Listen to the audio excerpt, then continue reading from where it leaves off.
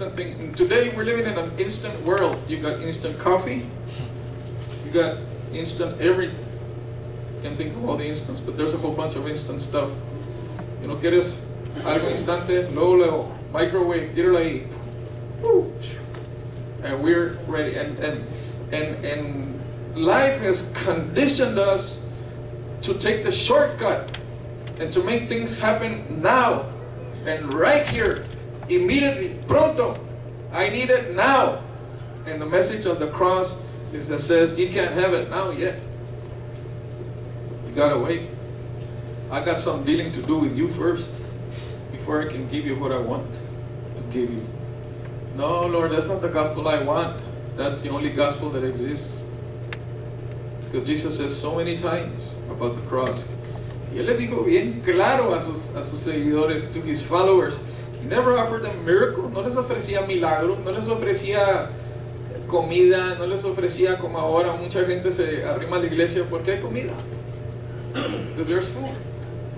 There's a food bank, and you got people that, we don't have one here, we used to, but when there's a food bank, there are people that you've never seen in your life before, y salen como los cucarachos, bro.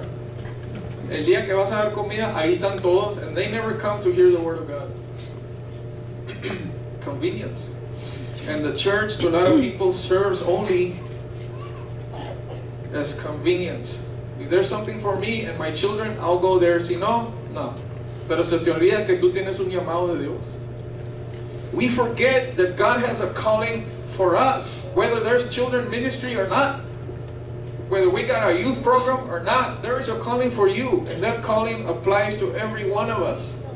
In Jesus' time, there was no youth groups. In Jesus' time, there was no children's ministry. They were all together because it promoted the unity of the family. And there is a breakdown in the family, and the church has done a good job in pushing it forward because we divide everything. And I don't have any problem. We got children's ministry, fine. But don't get fooled. No creas tú que porque your kids are going to children's ministry, everything is okay in your house.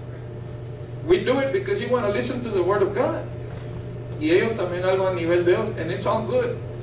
But I want you to know something, that is not promoting the unity of a family. When was the last time that you got together with your kids and did something that everybody enjoyed? You can't even make up your mind where you're going to eat. Se pelean y se quedan ayunando mejor. Because there is no unity. I don't know how I came across that, but let's go back to John. Chapter 19, verse 25. Now there stood by the cross, here we go, of Jesus. Who? His mother nomás. And his mother's sister, la tía de Jesus. Mary, the wife of Cleophas, and Mary Magdalene. Todas las Marys estaban ahí. Don't be surprised, ahí también tuvo Sister Mary Ibarra. Listen, lo abandonaron todos los discípulos. It doesn't say they were there. Lo abandonaron todos los seguidores. El único que se quedó ahí fue su mamá, la que lo quería más que nadie. When you start going in this route to the cross, only those who love you will stick by you. I remember when I started in the endeavors of Christianity, when I was a baby Christian, I did a lot of stupid things. Hice muchas cosas inútiles, estúpidas, que la gente no entendía, ni yo las entendía. I didn't understand them, but I felt an urge to obey something. But you know what? My mom stood by me all her years. She never left me. Y a veces se me decía, she would show me signs that she was, you know, concerned about certain things. That, for example, when we were young, Diana and I, we didn't have a TV. That's not why we had a lot of kids, you know. That's what you were thinking.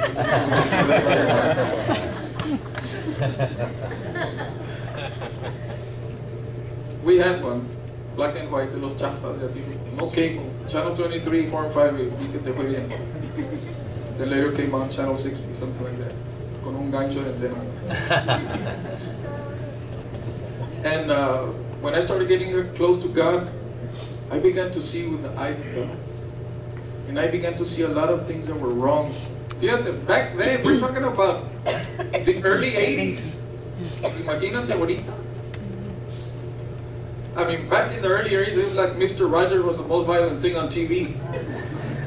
And I said, this is not right. We can't have that thing here in this house. I was radical first. Let me tell you, estaba loco. I wanted to serve God. I wanted to get right with God. So we decided to get rid of the TV.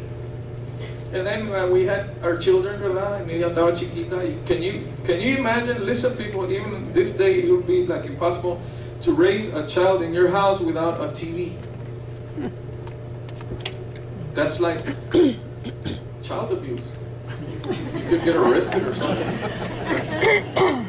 It's like mental torture. When Nidia was a baby, Diana le ponía libros en la cuna. Nunca le puso juguetes y muñecas. Ask her how many books she's read now. Tiene shelves llenos de libros. That's her life, reading books.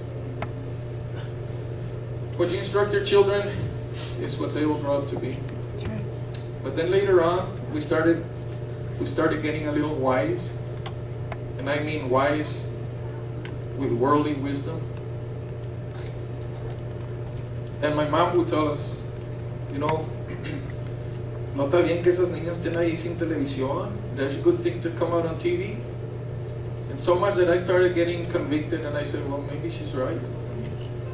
So we got a TV and a VCR, because back then it was VCRs, you know.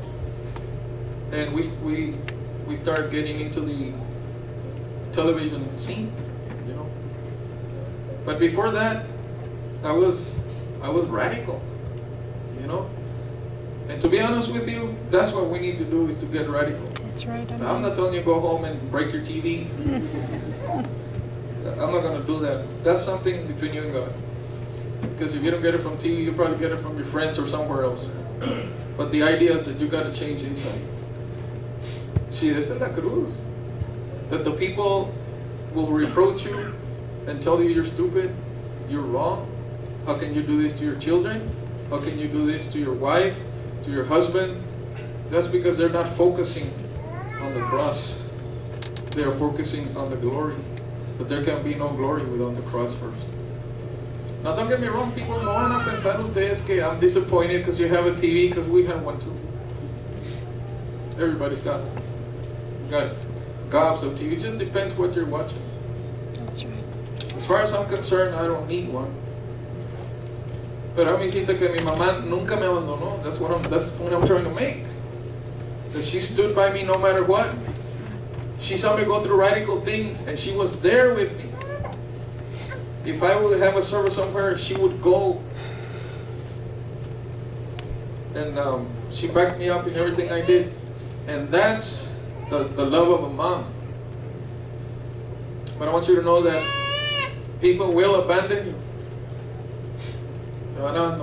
Listen, you're not going to want to invite somebody to come and hear this kind of sermons here at church.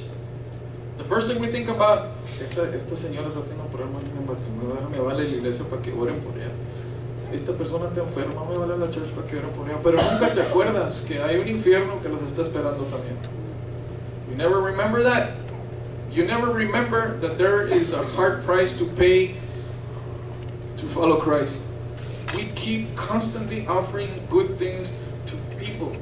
And if the church is there to offer good things, the church will fill up with people the wrong way. Because I'm not saying that a church that is obeying God will never be full. It will, but it will be full of people that are serious. Whenever you see a church that's full of people and have a lot of people and have a lot of programs and everything, no creas tú que todo lo que está pasando ahí es de Dios.